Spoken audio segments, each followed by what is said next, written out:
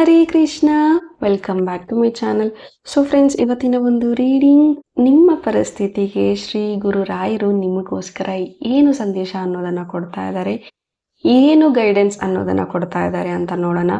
ಈ ವಿಡಿಯೋ ನಿಮ್ಮವರೆಗೂ ತಲುಪಿದೆ ಅಂತಂದ್ರೆ ರಾಯರು ಇದನ್ನ ನೀವು ಕೇಳಲೇಬೇಕು ಅಂತ ಸ್ಟ್ರಾಂಗ್ ಮೆಸೇಜ್ ಅನ್ನೋದನ್ನ ಕೊಡ್ತಾ ಇದ್ದಾರೆ. ಇಗ್ನೋರ್ ಮಾಡೋದಕ್ಕೆ ಹೋಗಬೇಡಿ. ನೀವು ರಾಯರ ಭಕ್ತರ ಆಗಿದ್ರೆ ರಾಯರ ಕಡೆಯಿಂದ ಏನೋ ಒಂದು ಸೈನ್ನ ಎಕ್ಸ್ಪೆಕ್ಟ್ ಮಾಡ್ತಾ ಇದ್ರೆ ಅವ್ರು ನಿಮ್ಮ ಜೊತೆ ಇದ್ದಾರಾ ಇಲ್ಲ ಅಂತ ನಿಮ್ಮ ಕನ್ಫ್ಯೂಷನ್ನಲ್ಲಿ ಇದ್ರೆ ನಿಮಗೆ ಈ ಒಂದು ವಿಡಿಯೋ ಸಿಕ್ಕಿದೆ ಅಂತಂದರೆ it's a strong sign that Rayar ನಿಮ್ಮ ಮಾತುಗಳನ್ನ ಕೇಳಿಸ್ಕೊಂಡಿದ್ದಾರೆ.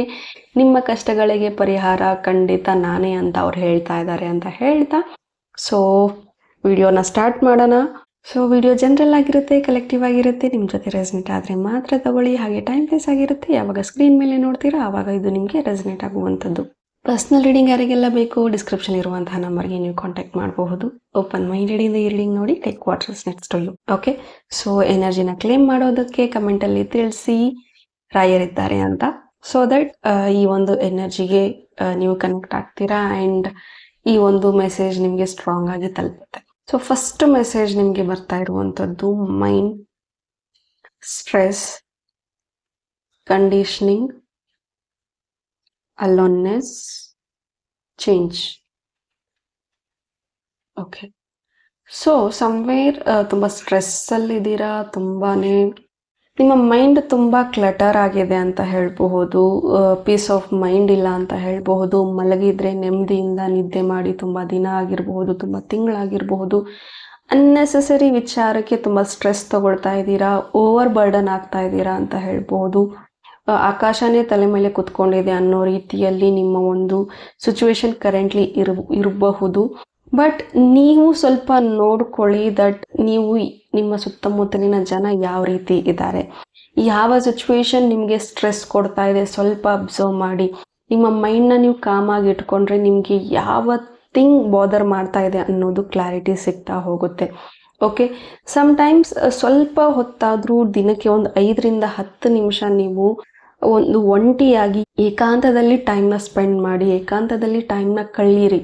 ಲೈಕ್ ಸ್ವಲ್ಪ ಹೊತ್ತು ನೀವು ಏಕಾಂತದಲ್ಲಿ ಟೈಮ್ನ ಸ್ಪೆಂಡ್ ಮಾಡ್ತಾ ಇದ್ರೆ ನೀವು ನಿಮ್ಮನ್ನು ಇನ್ನೂ ಬೆಟರ್ ಆಗಿ ಅರ್ಥ ಮಾಡ್ಕೊಳ್ಳೋದಕ್ಕೆ ಶುರು ಮಾಡ್ತೀರಾ. ಆ್ಯಂಡ್ ನಿಮಗೆ ನಿಮ್ಮ ಇಂಟ್ಯೂಷನ್ಸ್ ಮುಖಾಂತರನೇ ರಾಯರು ಹೇಳೋದಕ್ಕೆ ಶುರು ಮಾಡ್ತಾರೆ. ನೀನು ಇದನ್ನು ಮಾಡಿದ್ರೆ ಸರಿ ಇರುತ್ತೆ, ಈ ದಾರಿಗೆ ಹೋಗು, ಹೀಗೆ ಮಾಡು ಅಂತೆಲ್ಲ ಹೇಳೋದಕ್ಕೆ ಶುರು ಮಾಡ್ತಾರೆ. ಬಟ್ ನಿಮಗೆ ರಾಯರು ನಿಮ್ಮ ಲೈಫಲ್ಲಿ ಚೇಂಜಸ್ ಅನ್ನೋದು ಕೊಡ್ತಾ ಇದ್ದಾರೆ. ಆ್ಯಂಡ್ ಚೇಂಜ್ ಅನ್ನೋದಂದರೆ ಸಮ್ವೇರ್ ನೀವು ನಿಮ್ಮ ಲೈಫಲ್ಲಿ ತುಂಬ ಜನ ಬರ್ತಾ ಇದ್ದಾರೆ, ಹೋಗ್ತಾ ಇದ್ದಾರೆ. ಸ್ಪೆಷಲಿ ಈ ಒಂದು ರಿಲೇಷನ್ಶಿಪ್ ವಿಚಾರವಾಗಿ ತುಂಬ ಕನ್ಫ್ಯೂಷನ್ನಲ್ಲಿದ್ದೀರಾ ಅಂತ ಹೇಳ್ಬೋದು. ಆ್ಯಂಡ್ ಸ್ವಲ್ಪ ದಿನ ಯಾರಾದರೂ ಹತ್ರ ಆಗ್ತಾ ಇರ್ತಾರೆ ಆ್ಯಂಡ್ ಸಡನ್ನಾಗಿ ನೀವೇ ಅವರಿಂದ ದೂರ ಹೋಗುವಂಥದ್ದು ಅಥವಾ ಅವರಿಂದ ನಿಮಗೆ ಡಿಟ್ಯಾಚ್ಮೆಂಟ್ ಬರುವಂಥದ್ದು. ಸಡನ್ನಾಗಿ ಅಟ್ಯಾಚ್ ಆಗ್ತೀರಾ ಆ್ಯಂಡ್ ಸಡನ್ನಾಗಿ ಡಿಟ್ಯಾಚ್ಮೆಂಟು ಕೂಡ ಆಗ್ತೀರಾ. ಸೊ ಆ ರೀತಿ ಮನಸ್ಥಿತಿ, ಆ ರೀತಿ ಆ ರೀತಿ ನಡೀತಾ ಇದೆ ನಿಮ್ಮ ಲೈಫ್ ಅಂತ ಅಂದರೆ ಸಮ್ವೇರ್ ರಾಯರು ಹೇಳ್ತಾ ಇದ್ದಾರೆ, ರಾಘವೇಂದ್ರ ಸ್ವಾಮಿಗಳು ನಿಮಗೆ ಹೇಳ್ತಾ ಇದ್ದಾರೆ ದಟ್ ಸ್ವಲ್ಪ ದಿನದ ಮಟ್ಟಿಗೆ ನೀನು ನಿನ್ನ ಒಳಗೆ ಇರೋ ಹಾಗೆ ನೀನು ನೋಡ್ಕೊ ಅಂತ. ಅಂದರೆ ನಾವು ಏನು ಬಯಸ್ತಾ ಇರ್ತೀವಿ ಹೊರಗಡೆ ಪ್ರಪಂಚದಿಂದ ಬಯಸ್ತಾ ಇದ್ವಿ, ಬಟ್ ಇನ್ಸೈಡ್ ಅಸ್ ನಮ್ಗೆ ಅದು ಇದ್ದೇ ಇರುತ್ತೆ. ನಮ್ಗೆ ಶಾಂತಿ ಬೇಕಾ, ನಮಗೆ ಪೀಸ್ ಬೇಕಾ, ಏನೇ ಗೊಂದಲಗಳಿದ್ರೂ ನಾವು ನಮ್ಮ ಒಳಗೆ ಕಂಡುಕೋಬೇಕು. ಆ ರಾಯರು ಬಿಟ್ಟರೆ ನಮಗೆ ಯಾವ ಮನುಷ್ಯರಿಂದನೂ ಸಹಾಯ ಸಿಗೋದಿಲ್ಲ. ಬಟ್ ನೀವು ದೇವರನ್ನ ಬಿಟ್ಟು ಮನುಷ್ಯರ ಕಡೆ ಎಕ್ಸ್ಪೆಕ್ಟ್ ಮಾಡ್ತಾ ಇದ್ದೀರಾ, ಇವರಿಂದ ನನ್ನ ಹ್ಯಾಪಿನೆಸ್ ಇದೆ, ಇವ್ರು ನನ್ನ ಲೈಫಿಗೆ ಸಿಕ್ಬಿಡ್ಲಿ, ನನ್ನ ಲೈಫ್ ಚಲೋ ಆಗುತ್ತೆ, ಈ ಒಂದು ವಸ್ತು ಸಿಗಲಿ, ನನ್ನ ಲೈಫ್ ತುಂಬ ಚೆನ್ನಾಗಿರುತ್ತೆ. ಸೊ ಈ ರೀತಿ ನೀವು ಫೀಲ್ ಮಾಡ್ತಾ ಇದ್ದೀರಾ. ಆ್ಯಂಡ್ ತುಂಬ ನೆಗೆಟಿವ್ ಪೀಪಲಿಂದ ತುಂಬ ಪಾಸಿಟಿವ್ ವೈಬ್ನ ನೀವು ಎಕ್ಸ್ಪೆಕ್ಟ್ ಮಾಡ್ತಾ ಇದ್ದೀರಾ ಅಂತ ಹೇಳಬಹುದು. ಖಾಲಿ ಕೊಡೋದ್ರಿಂದ ನೀರನ್ನು ನೀವು ಎಕ್ಸ್ಪೆಕ್ಟ್ ಮಾಡ್ತಾ ಇದ್ದೀರಾ. ಸೊ ಅದು ನಿಮಗೆ ಸಿಗೋದಿಲ್ಲ. ಸೊ ನಿಮ್ಮ ಸುತ್ತಮುತ್ತಲಿನ ಪ್ರಪಂಚ ಏನಿದೆ ಅಥವಾ ವ್ಯಕ್ತಿಗಳು ಏನಿದ್ದಾರೆ, ಯಾವ ಒಂದು ಸರೌಂಡಿಂಗಲ್ಲಿ ನೀವು ಇದ್ದೀರಾ, ಯಾವ ವ್ಯಕ್ತಿಗಳ ಜೊತೆ, ಯಾವ ಥರದ ಮೈಂಡ್ಸೆಟ್ಟಲ್ಲಿ ಜನಗಳ ಜೊತೆ ನೀವು ಬೆರೀತಾ ಇದ್ದೀರಾ ಅನ್ನೋದನ್ನು ಕೂಡ ನೀವು ಗಮನಿಸ್ಕೋಬೇಕಾಗತ್ತೆ. ಆ್ಯಂಡ್ ಸಜೆಷನ್ಸ್ ಕೂಡ ನೀವು ಯಾವ ಥರದ ವ್ಯಕ್ತಿಗಳ ಹತ್ರ ಕೇಳಬೇಕು ಅಂತಂದರೆ ಯಾರು ಅದರ ಬಗ್ಗೆ ಅರ್ಥ ಮಾಡ್ಕೊಂಡಿದ್ದಾರೆ, ಯಾರು ಅದರ ಬಗ್ಗೆ ತಿಳ್ಕೊಂಡಿದ್ದಾರೆ, ನೀವು ಅವ್ರ ಹತ್ರ ನೀನು ಹೋಗಿ ಕೇಳಬೇಕಾಗತ್ತೆ. ನೀವು ಜಾಬ್ ಮಾಡೋರ ಹತ್ರ ಹೋಗಿ ಬಿಸ್ನೆಸ್ ಐಡಿಯಾಸ್ ಕೇಳಿದ್ರೆ ಅವರು ಬಿಸ್ನೆಸ್ ಬಗ್ಗೆ ನೆಗೆಟಿವ್ ಆಗೇ ಮಾತಾಡ್ತಾರೆ. ಆ್ಯಂಡ್ ನೀವು ಡಿವೋರ್ಸ್ ಪೀಪಲ್ ಹತ್ರ ಹೋಗಿ, ಡಿವೋರ್ಸ್ ಆದವ್ರ ಹತ್ರ, ಬ್ರೇಕಪ್ ಆದವ್ರ ಹತ್ರ ಹೋಗಿ ಮ್ಯಾರೇಜ್ ಬಗ್ಗೆ, ಲವ್ ಬಗ್ಗೆ ಕೇಳಿದ್ರೆ ಅವ್ರು ನೆಗೆಟಿವ್ ರೆಸ್ಪಾಂಡೇ ಮಾಡುವಂಥದ್ದು. ಬಿಕಾಸ್ ಅವ್ರ ಎಕ್ಸ್ಪೀರಿಯನ್ಸ್ ನೆಗೆಟಿವ್ ಆಗಿರುತ್ತೆ.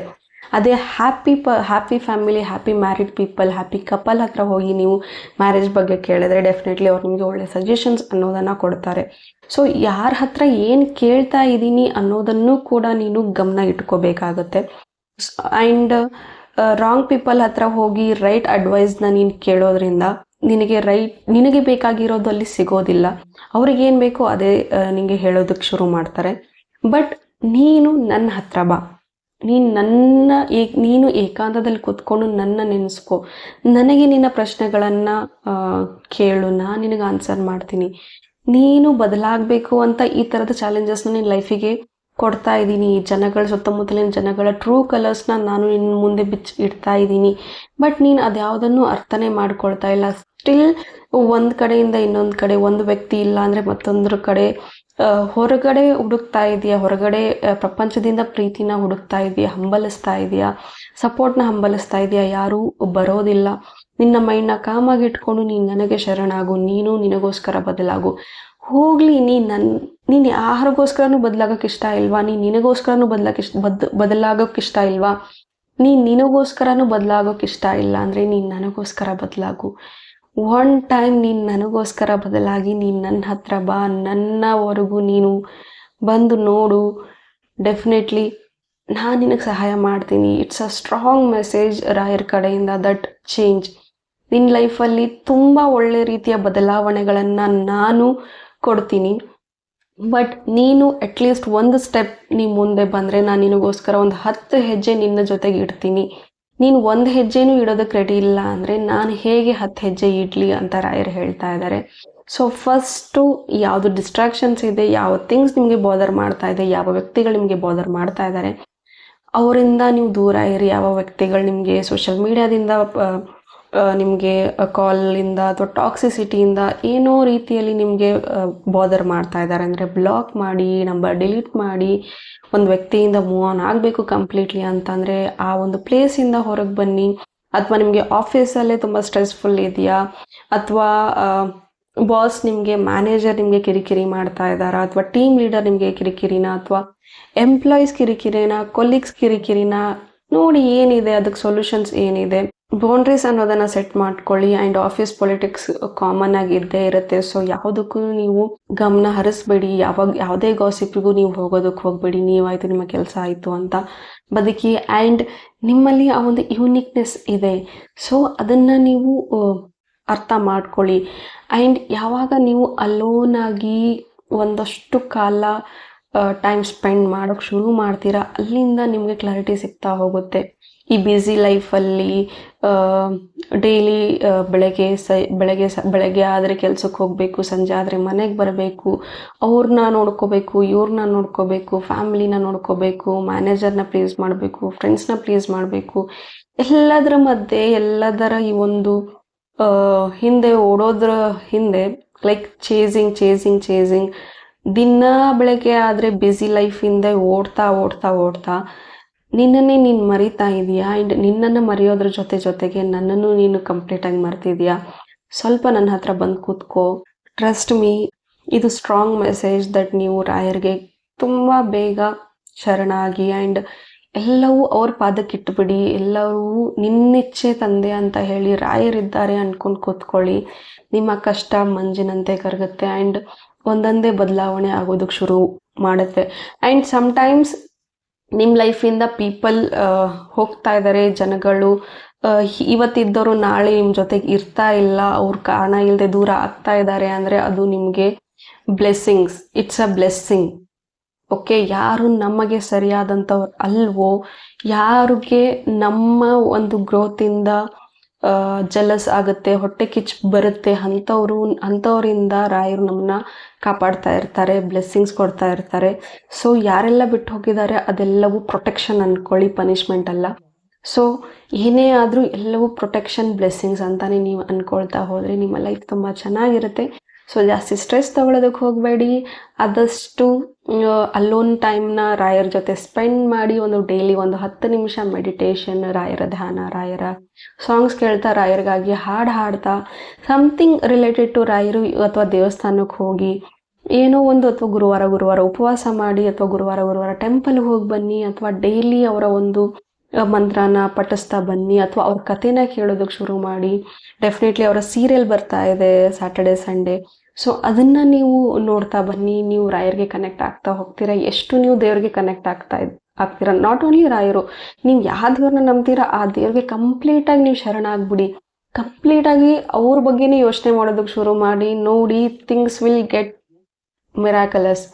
ಓಕೆ, ನನ್ನ ಲೈಫಲ್ಲೂ ಕೂಡ ಹಾಗೆ ಆಗಿರೋದು. ನಾನು ಎಷ್ಟು ಕೃಷ್ಣನ ನಂಬ್ತೀನೋ ಅದಕ್ಕಿಂತ ಹೆಚ್ಚು ಈಗ ರಾಯರು ನನ್ನ ಲೈಫಲ್ಲಿ ಒಂದು ಪಾರ್ಟ್ ಆಗಿದ್ದಾರೆ ಅಂತ ಹೇಳ್ಬೋದು. ನನ್ನ ತಂದೆ ರೂಪದಲ್ಲೇ ನಾನು ಅವ್ರನ್ನ ನೋಡ್ತಾ ಇರುವಂಥದ್ದು. ಆ್ಯಂಡ್ ನನ್ನ ಎಕ್ಸ್ಪೀರಿಯನ್ಸ್ ನೋಡೋದಾದರೆ, ನನ್ನ ಒಂದು ಕಷ್ಟಗಳೆಲ್ಲ ಮಂಜಿನಂತೆ ಕರಗ್ತಾ ಇದೆ. And everything is getting better and better and better. Okay, so Krishna ಆಗಲಿ ರಾಯರಾಗಲಿ ಎಲ್ಲವೂ ಒಂದೇ. ದೇವರು ಇರೋದೊಬ್ಬ, ಅವರ ಆಕಾರಗಳು ಬೇರೆ ಬೇರೆ, ಬಟ್ ಕರೆಯೋದು ಹಲವು ನಾಮಗಳು. ದೇವರು ಒಬ್ಬ, ನಾಮ ಹಲವು ಅಂತ ಹೇಳ್ತೀವಿ. ಅದೇ ರೀತಿ ರಾಯರನ್ನ ನೀವು ನಂಬ್ತಾ ಇದ್ದೀರಾ ಅಂತ ಅಂದರೆ, ರಾಯರು ನಿಮ್ಮ ಜೊತೆ ಇದ್ದಾರೆ ಅಂತ ಅಂದರೆ, ಡೆಫಿನೆಟ್ಲಿ ಈ ಒಂದು ವಿಡಿಯೋ ನೀವು ನೋಡ್ತಾ ಇದ್ದೀರಾ ಅಂದರೆ ರಾಯರು ನಿಮ್ಮನ್ನು ಕೇಳಿಸ್ಕೊಳ್ತಾ ಇದ್ದಾರೆ, ನಿಮ್ಮನ್ನು ನೋಡ್ತಾ ಇದ್ದಾರೆ. ಆ್ಯಂಡ್ ನಿಮ್ಮ ದುಃಖ, ನಿಮ್ಮ ಕರೆ ಅವರವರೆಗೂ ತಲುಪಿದೆ. ನಿಮ್ಮ ಧ್ವನಿ, ನಿಮ್ಮ ಸಂಕಟ, ನಿಮ್ಮ ನೋವು ಅವರ ಬಳಿ ತಲುಪಿದೆ ಅಂತ ಹೇಳಬಹುದು. ಆ್ಯಂಡ್ ಅವರು ನಿಮ್ಮಿಂದ ಎಕ್ಸ್ಪೆಕ್ಟ್ ಮಾಡ್ತಾ ಇರುವಂಥದ್ದು, 1 ಹೆಜ್ಜೆ ನೀನು ನನ್ನ ಹತ್ರ ಇಡು, 10 ಹೆಜ್ಜೆ ನಾನು ನಿನ್ನ ಜೊತೆಗೆ ಇಡ್ತೀನಿ ಅಂತ. ಸೊ ಆ ಒಂದು ಹೆಜ್ಜೆ, ಆ ಒಂದು ಪ್ರಯತ್ನ ರಾಯರ ಹತ್ರ ನೀವು ಇಟ್ಕೊಳ್ಳಿ. ಡೆಫಿನೆಟ್ಲಿ ರಾಯರ್ ನಿಮ್ಮನ್ನ ಕೈ ಹಿಡಿದು ನಡೆಸ್ತಾರೆ ಅಂತ ಹೇಳ್ತಾ, ಸೊ ಹೋಪ್ ಈ ರೀಡಿಂಗ್ ನಿಮಗೆ ಇಷ್ಟ ಆಗಿದೆ ಅಂತ ಭಾವಿಸ್ತೀನಿ. ಇಷ್ಟ ಆಗಿದ್ರೆ ಕಮೆಂಟಲ್ಲಿ ತಿಳಿಸಿ ದಟ್ ರಾಯರಿದ್ದಾರೆ ಅಂತ. ಡೆಫಿನೆಟ್ಲಿ ನಿಮ್ಮ ಎಲ್ಲ ಕಷ್ಟಗಳು ಪರಿಹಾರ ಆಗುತ್ತೆ. ಪಾಸಿಟಿವ್ ಆಗಿರಿ, ಹ್ಯಾಪಿಯಾಗಿರಿ, ಜಾಸ್ತಿ ಸ್ಟ್ರೆಸ್ ತೊಗೊಳೋದಕ್ಕೆ ಹೋಗಬೇಡಿ. ಬ್ರೀತ್ ವರ್ಕ್ ಮಾಡಿ, ವಾಕ್ ಮಾಡಿ, ಮೈಂಡ್ನ ಬ್ಯುಸಿ ಇಟ್ಕೊಳ್ಳಿ, ಬುಕ್ಸ್ ಓದಿ. ಆ್ಯಂಡ್ ಮೇಕ್ ಶೋರ್ ನಿಮ್ಮ ಸರೌಂಡಿಂಗ್ಸ್ ಯಾವ ರೀತಿ ಇದ್ದಾರೆ ಅನ್ನೋದ್ರ ಮೇಲೆ ನಿಮ್ಮ ದಿನ ಹೋಗುತ್ತೆ ಅಂತ ಹೇಳಬಹುದು. ಜಾಸ್ತಿ ಸ್ಟ್ರೆಸ್ ಕೊಡೋರ ಮಧ್ಯೆ, ಜಾಸ್ತಿ ನೆಗೆಟಿವ್ನ ಹೇಳೋರ ಮಧ್ಯೆ ಇರೋದಕ್ಕೆ ಹೋಗಬೇಡಿ ಅಂತ ಹೇಳ್ತಾ, thank you. God bless you all.